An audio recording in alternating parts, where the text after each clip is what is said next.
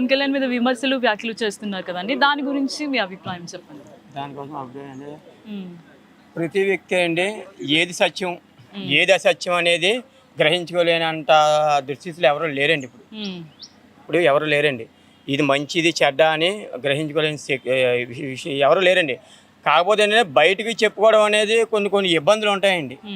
కొన్ని పార్టీల పరంగా ఇబ్బందుల వల్ల కాస్త మనుషులు ఏంటి నీ అభిప్రాయం అంటే చెప్పడానికి కొద్దిగా భయపడతారండి. ఏంటంటే పార్టీలు వీళ్ళు ఇది వాళ్ళు అది ఏమైనా ఇబ్బందులు పెడతారని.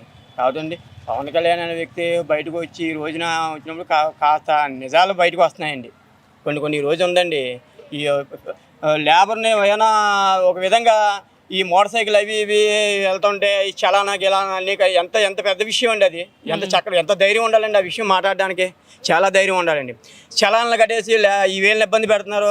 10,000 రూపాయలు ఏదైనా బాకీ ఉంటే చాలు, ఏ బ్యాంకులో మంచి చెడ్డ ఉన్నా సరే వాళ్ళని గట్టిగా పట్టుకొని ఇచ్చేస్తున్నారు తప్ప వేల కోట్లు లక్షల కోట్లు ఈ ఫ్యాక్టరీలు అయ్యండి ఇయ్యని చెప్పేసి ఈ పన్నులు ఎగవేత ఉన్నదే అది ఎవరు పట్టించుకోవట్లేదే.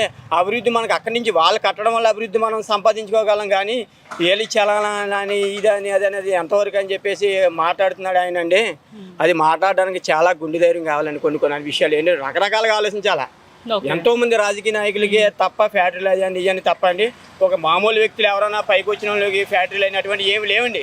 రాజకీయ పరంగా వాళ్ళు కూడా ఏంటంటే రాజకీయ పరంగా మనం ఉంటే ఈ ఫ్యాక్టరీలు అని అదని ఇదని కాపాడి పన్నులు ఎగవేత కానీ అయ్యని పనులు మనం కాపాడుకుంటా అనే టైప్లో కొందరు ఉన్నారు తప్పండి.